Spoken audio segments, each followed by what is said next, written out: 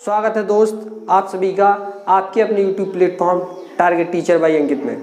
जैसा कि आप सभी जानते हैं कि इस समय एस्टेट यानी प्राथमिक शिक्षक भर्ती की हम लोग सीरीज चला रहे हैं और इस सीरीज में हम बात कर रहे थे state super TET complete mathematics section की। और पिछले वीडियो में हमने जाना था कि जो मैथमेटिक्स है वो 150 नंबर का आपका प्रश्न पत्र आना है सुपर टेट का, जिसमें से 20 अंक गणित से आने हैं। और ये जो गणित से अंक आने हैं उसको जो सिलेबस दिया हुआ है उसको हमने 4 खंडों में बांटा था। पहले खंड में हमने अंक गणित को लिया था, यानी ट्रेडिशनल मैथमेटिक्स जो होती है, व्यवहारिक गणित जो होती है, उसकी चर्चा हमने की थी कि उससे कितने प्रश्न आने हैं। इसके बाद सेक्शन बी में हमने सामान्य ज्यामिति की बात की थी कि उससे कितने प्रश्न आने हैं। और सेक्शन सी में हमने बात की थी सांख्यिकी की, और डी में हमने अलजेब्रा आपको बताया था। इन 4 सेक्शन में 4 खंडों में सुपर टेट के गणित के सिलेबस को हमने बांटा था और इसी के हिसाब से हमने आपसे कहा था कि स्टडी की जाएगी। तो आज के इस वीडियो में हम स्टडी करते हैं। जैसा कि आप सभी जानते हैं कि सुपर टेट में गणित 20 अंक की आती है, हमें इसमें से कोई भी एक भी नंबर छोड़ना नहीं है। 20 में से हम कोशिश करेंगे कि 20 में से 20 लाने की कोशिश की जाएगी। तो बनी रहिए वीडियो को। और अगर आपको चैनल अभी तक आपने चैनल सब्सक्राइब ना किया हो तो हमारे चैनल को सब्सक्राइब करें, वीडियो को लाइक और शेयर करें, क्योंकि आपका एक लाइक सब्सक्राइब ही मोटिवेशन देता है। चलिए दोस्तों शुरुआत करते हैं हम आज के इस वीडियो में सामान्य ज्यामिति की। और सामान्य ज्यामिति यानी सेक्शन बी में हमने आपसे बात की थी कि ज्यामिति, हम बात करेंगे आज सामान्य ज्यामिति की। और ये जो सामान्य ज्यामिति है इससे मैंने आपको बताया था कि सामान्य ज्यामिति से 5 से 6 प्रश्न आपके बन जाते हैं। 5 से 6 प्रश्न आपके बन जाते हैं सामान्य ज्यामिति से। सुपर टेट की बात की जा रही है। सुपर टेट में ज्यामिति से 5 से 6 प्रश्न बन सकते हैं आपके। अब इस सामान्य ज्यामिति में आपको देखना क्या है, सबसे पहले सामान्य ज्यामिति में हमको पढ़ना है रेखा और कोण और बहुभुज। ये चीज़ें पढ़नी है। हमें क्या पढ़ना है इसमें, रेखा, कोण व बहुभुज। ये 3 चीज़ें हमें अभी शुरुआत में इस चैप्टर का नाम आपका होगा रेखा, कोण व बहुभुज। आज हम रेखा को, लाइन को देखते हैं। सबसे पहले अगर लाइन की बात की जाए कि लाइन क्या होती है, रेखा क्या होती है, लाइन क्या होती है, तो आप सभी जानते हैं कि जब हम किसी स्पेस में, किसी प्लेन में एक बिंदु लेते हैं, एक पॉइंट हो गया और ये दूसरा पॉइंट हो गया, इन दोनों पॉइंटों को मिला दिया जाए तो एक लाइन बन जाती है। यानी किसी भी लाइन को खींचने के लिए, बनाने के लिए हमें कम से कम 2 बिंदुओं की, 2 पॉइंट की आवश्यकता होती है। ठीक है दोस्त। वहीं अगर प्रश्न आया कि लाइन जो है, रेखा जो है, कितने बिंदुओं से मिलकर बनी होती है, तो हमें याद रखना होगा कि ये जो लाइन है, ये जो लाइन है, जो यहाँ ये लाइन है, ये अनंत बिंदुओं से बनी होती है। अनंत बिंदुओं से बनी होती है ये जो लाइन होती है। यानी इसके हर एक जगह पे कोई ना कोई बिंदु है, तो इसमें अनंत बिंदु है। लेकिन अगर इस लाइन को हमें बनाना है तो 2 बिंदु ही पर्याप्त हैं। अगर 2 बिंदु हमारे पास होंगे तो हम इस लाइन को खींच सकते हैं। और ये बात आप स्टैंडर्ड मैथमेटिक्स, एडवांस मैथमेटिक्स जब आप पढ़ेंगे तो आपको स्ट्रेट लाइन में बताया भी जाएगा।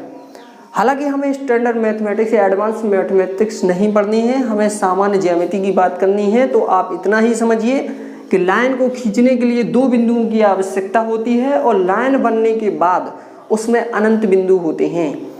इसके बाद ध्यान रखिएगा कि जो ये तीर के निशान है ये बता रहे हैं कि ये लाइन अनंत तक जाती है, ये रुकती नहीं है। यानी ये कहलाती है लाइन। ये आगे भी जाएगी, दाएं भी जाएगी और बाएं भी जाएगी, ये होती है लाइन। अब लाइन सेगमेंट क्या होता है, रेखा खंड क्या होता है, ये जानने के लिए आप समझिए कि अगर इस लाइन में से आपका एक टुकड़ा निकाल लिया जाए, यहाँ से ये पॉइंट मान लिया मैंने, ये पॉइंट ए, और इस पॉइंट को मान लिया बी, तो यहाँ पर ये पॉइंट हमने इसका लाइन का एक टुकड़ा निकाल लिया, इस रेखा का एक खंड हमने बाहर निकाल लिया और इसी को हम कहते हैं रेखा खंड यानी लाइन सेगमेंट। इसको हम क्या करेंगे, लाइन सेगमेंट कहेंगे। और ये लाइन सेगमेंट आपके पास आ गया। अब आप चीज़ों को समझेंगे। देखिए जब टू लाइन, मान लीजिए आपके पास दो लाइनें हैं, अब ये चीज़ आप समझ गए होंगे हमारे ख्याल से। तो अब आपके पास अगर दो लाइन है, टू लाइन है आपके पास,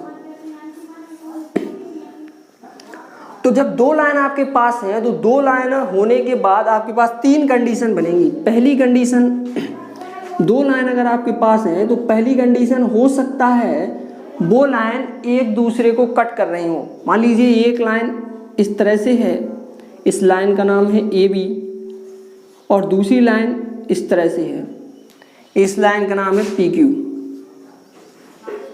यानी एक दूसरे को प्रतिच्छेद कर रही हैं, इंटरसेक्ट कर रही हैं। लाइन ए बी और पी क्यू एक दूसरे को इंटरसेक्ट कर रही हैं, प्रतिच्छेद कर रही हैं। ये रेखाएं प्रतिच्छेद रेखाएं कहलाती हैं। अब दूसरी कंडीशन हो सकती है, अगर दो लाइनें हैं, दूसरी कंडीशन क्या होगी, अगर दो लाइनें हैं तो हो सकता है वो एक दूसरे के परपेंडिकुलर हों। परपेंडिकुलर मतलब लंबवत हो, रेखाएं एक दूसरे के लंबवत हो। जैसे एक लाइन ये बना दी मैंने ए बी, लाइन सेगमेंट हो गया ए बी, और दूसरी लाइन जस्ट इसके परपेंडिकुलर यानी लंबवत है। लंबवत का मतलब होता है एक लाइन दूसरे लाइन के साथ जो कोण बना रही है वो 90 अंश का होना चाहिए। जैसे ए बी रेखा पी क्यू रेखा के साथ प्रत्येक स्थान पर देखिए 90 अंश, 90 अंश, 90 अंश और 90 अंश। यानी इस प्रकार की अगर स्थिति होगी, इस प्रकार की अगर स्थिति होगी तो ये रेखाएं जो होती हैं, ये रेखाएं क्या कहलाती हैं, लंबवत रेखाएं कहलाती हैं। ये रेखाएं लंबवत रेखाएं कहलाती हैं। तो आप प्रतिच्छेद रेखाएं समझ गए, लंबवत रेखाएं समझ चुके हैं। तीसरी कंडीशन होती है आपकी समांतर रेखाएं, पैरेलल लाइन। और पैरेलल लाइन एक दूसरे के समांतर होती हैं, अर्थात इनको कैसे आप डिफाइन करेंगे। पैरेलल लाइन होती क्या है, ऐसी दो रेखाएं जिनके बीच की दूरी प्रत्येक दो स्थान पर समान रहे। जैसे ये लाइन है ए बी और लाइन है पी क्यू।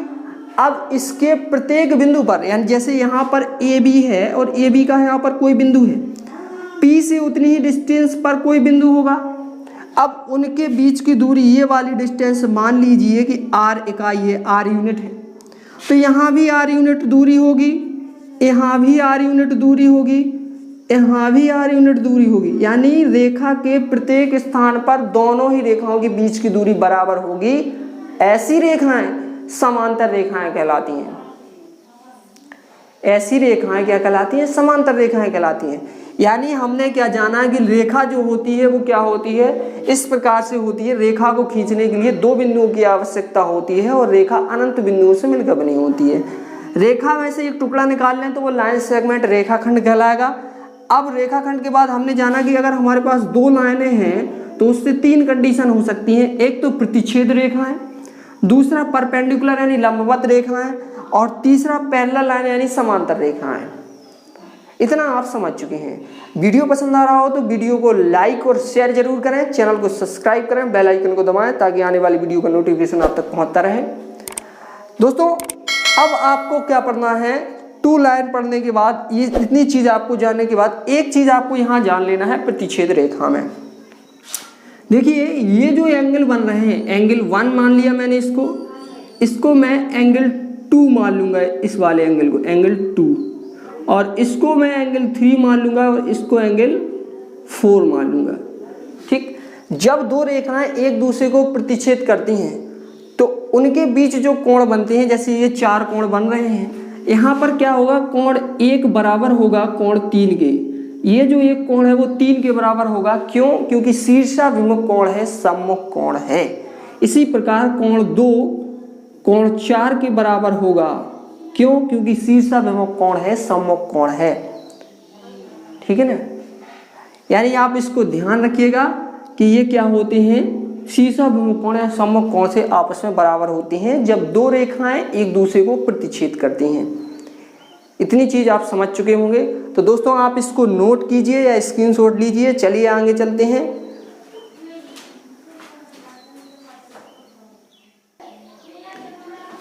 चलिए दोस्त आगे बढ़ते हैं। देखिए अब हमने जितना पढ़ लिया है उसके आगे बढ़ रहे हैं। अभी आपने जाना कि ये जो लाइन है एक सरल रेखा है, एक स्ट्रेट लाइन है। ये कैसी लाइन है? स्ट्रेट लाइन है। और स्ट्रेट लाइन जो होती है वो कितना एंगल बनाएगी। जैसे ये जो एंगल है, ये जो अर्धवृत्ताकार कर्व बन रहा है, यहाँ 180 अंश का एंगल बनता है, ठीक। यानी अगर जैसे हम अगर ये साइकिल है, जैसे इस प्रकार से ये है यहाँ पर, इस प्रकार का राउंड 180 हो गया और ये नीचे वाला राउंड 180 हो गया।